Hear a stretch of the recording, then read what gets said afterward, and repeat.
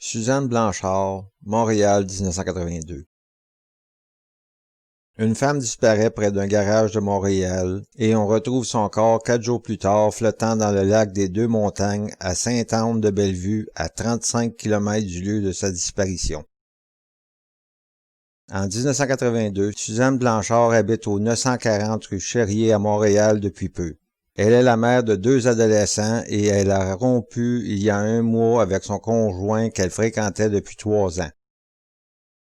Le 9 août 1982, Suzanne Blanchard va au travail et doit aller récupérer sa voiture en réparation après sa journée de travail au garage de la garagerie située au 900 rue Saint-Grégoire à Montréal. Le garage appartient à son ex-conjoint. Il est convenu que Suzanne devrait récupérer sa voiture qui était stationnée devant le garage entre 6h30 et 7h. Les clés seront sur un pneu avant. À la sortie de son corps de travail comme prévu, Suzanne est en route vers le garage. Elle est déposée près de la rue Saint-Hubert et Saint-Grégoire par un collègue. Suzanne se trouve alors à 50 mètres du garage. Le 13 août, vers 11h du matin, 4 jours plus tard, l'ex-conjoint de Suzanne signale la disparition de la mère de famille. Il trouvait curieux qu'elle ne soit jamais revenue prendre sa voiture. Les policiers ont fait des vérifications à l'appartement de Suzanne sur la rue Cherrier et tout était normal sauf que les portes étaient débarrées. Quelques heures plus tard, 2 plaisanciers en pédalo ont aperçu un objet flottant sur le lac des Deux-Montagnes. C'est en s'approchant qu'ils découvrent le corps de Suzanne. Elle se trouvait alors à 200 pieds de la rive, face au parc Godin à Sainte-Anne-de-Bellevue. Sainte-Anne-de-Bellevue se trouve à 45 minutes à l'ouest d'où Suzanne a été vue en vie pour la dernière fois, qui est au coin de Saint-Hubert et Saint-Grégoire à Montréal. Les premières constatations sur les lieux ne laissent aucun doute au fait que Suzanne est décédée d'une mort violente. Suzanne a été victime d'un meurtre. Elle portait encore ses vêtements. L'autopsie démontre que le corps avait séjourné dans l'eau de 2 à 3 jours et était dans un état avancé de putréfaction.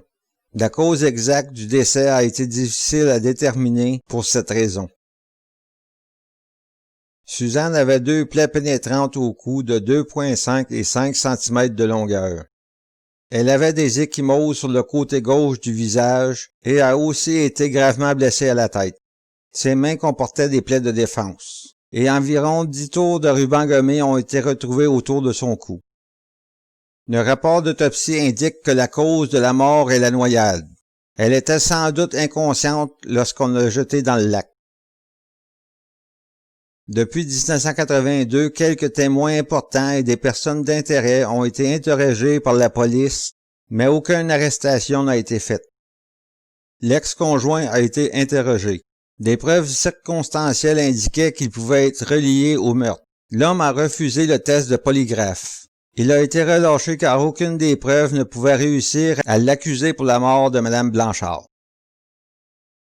Le dossier du meurtre de Suzanne Blanchard a été fermé le 26 novembre 1982, seulement 3 mois après le début de l'enquête sans que la personne responsable ne soit arrêtée.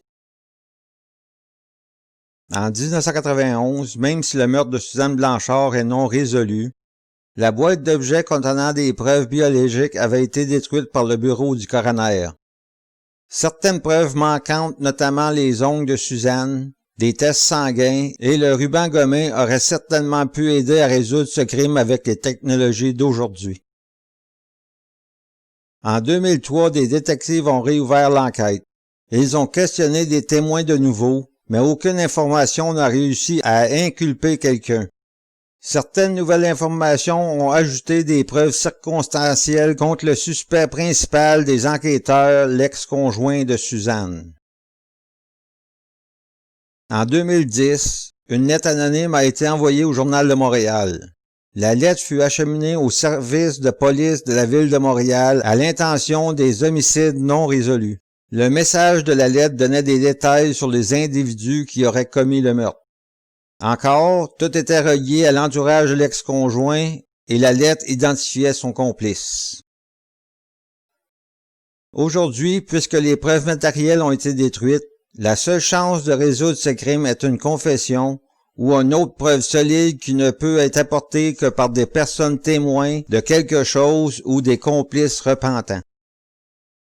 Les personnes les plus susceptibles d'avoir des informations sont tous ceux qui ont travaillé à la garagerie située au 900 rue Saint-Grégoire à la fin des années 1970 ou au début des années 1980, puisque Suzanne Blanchard aurait été observée vivante pour la dernière fois à quelques mètres de ce garage.